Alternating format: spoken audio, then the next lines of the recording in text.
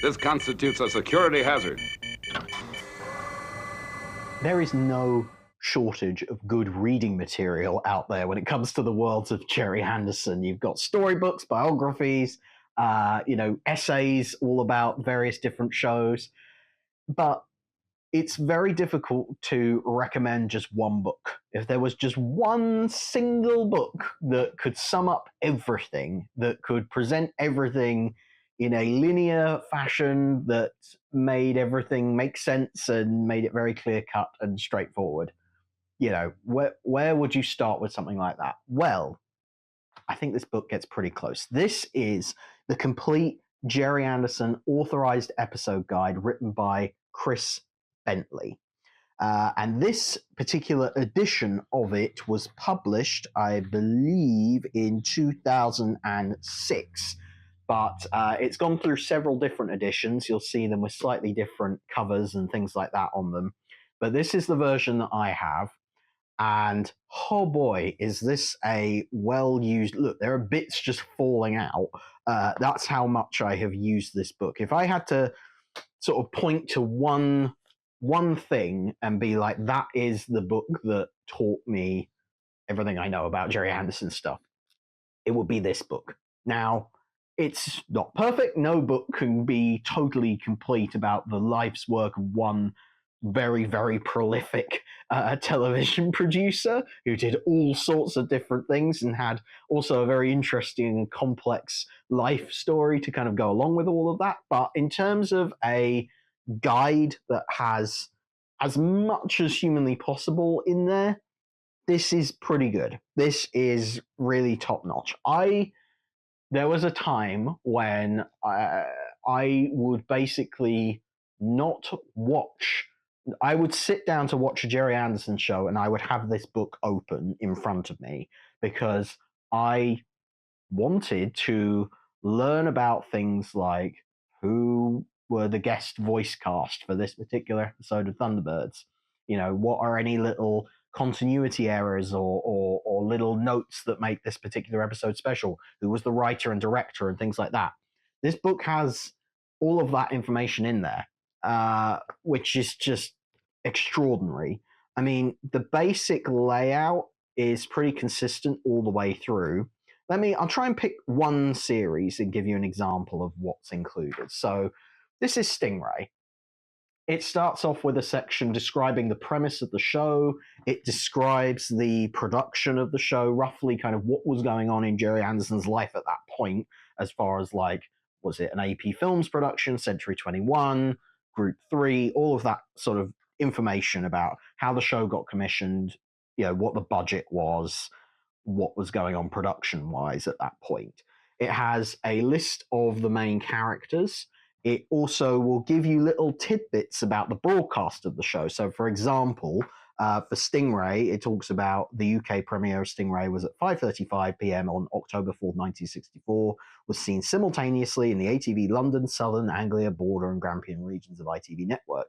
And it goes on and on and on and on about things like that. Little real minutiae of broadcast history that is interesting to know if you're ever kind of wanting to delve deeper into the series. But then what it gets into is production credits. It tries to list every credited member of the cast and crew that worked on the shows, and also tries to account for some of the people who went uncredited as well.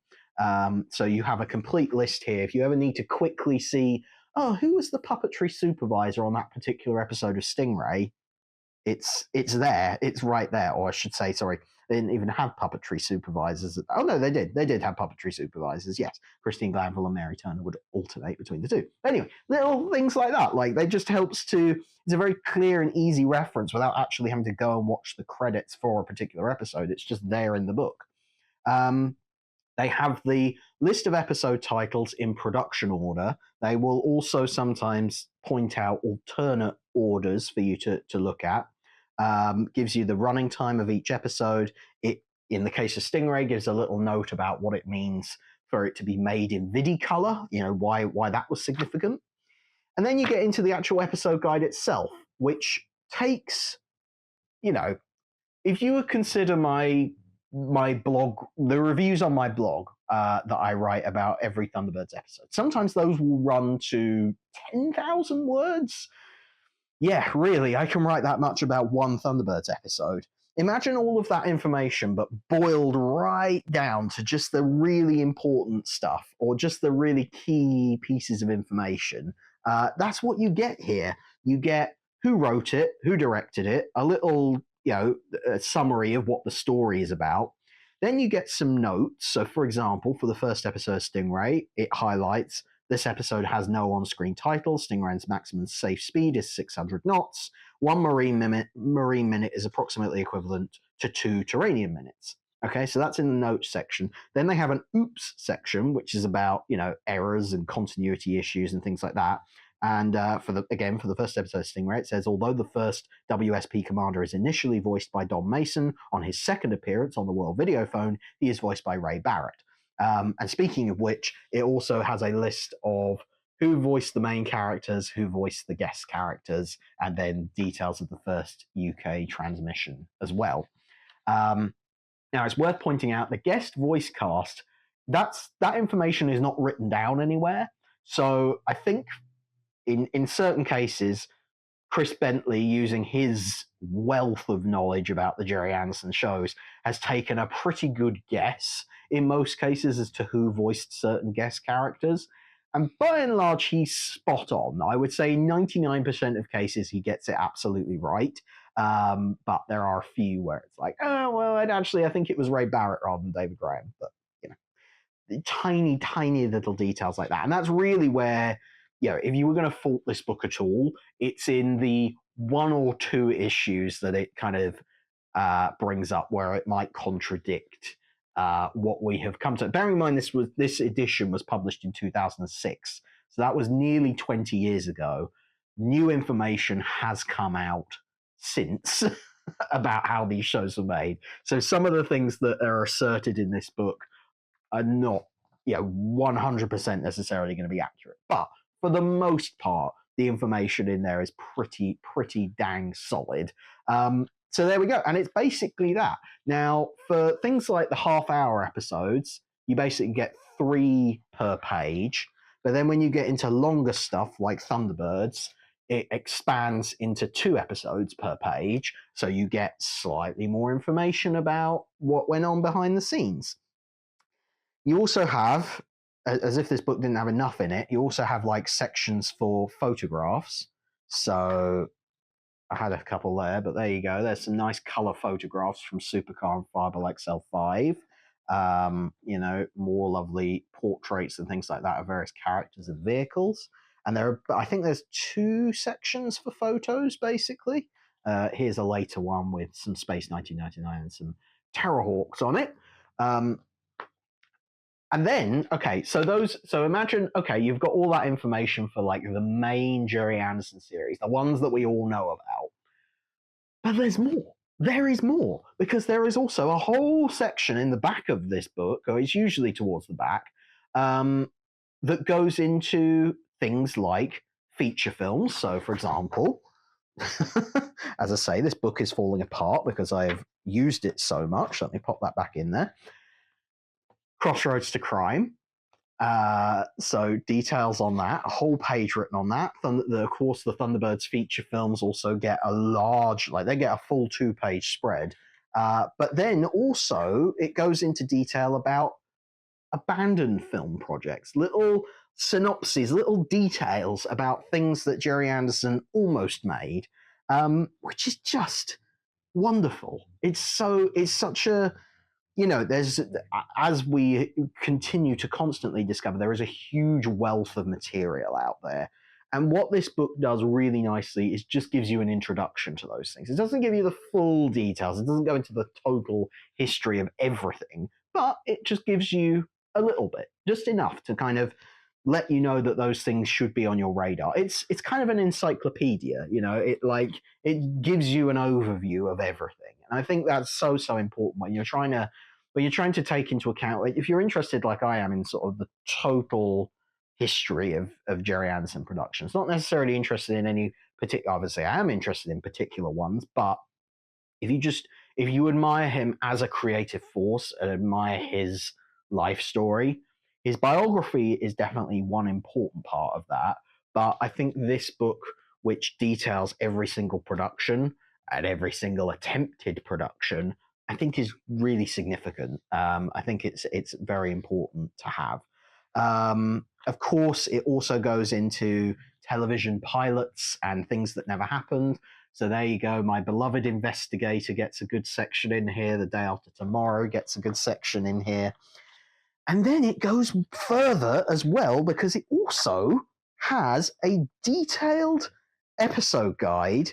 And that's the section of this book that has actually fallen out on Firestorm, the anime, Japanese 2002 series that basically all Gerry came up with the format for it, but by and large was not involved. Creatively it went off in a different direction. But nevertheless, if you wanted a full episode guide on Firestorm, here it is in this book, just tucked away in there. It's just there. So really, I mean, there are many, many other books about the life and work of Gerry Anderson and that focus in on particular shows. But I feel like this one, I don't think the Security Hazard blog and me in general doing commentary on the work of Gerry Anderson, I owe a huge amount to this particular book, because as I say, anytime I watched a Gerry Anderson show, I had it open just because I wanted to know, on the Captain Scarlet episode, The Trap, who voiced Commodore Goddard?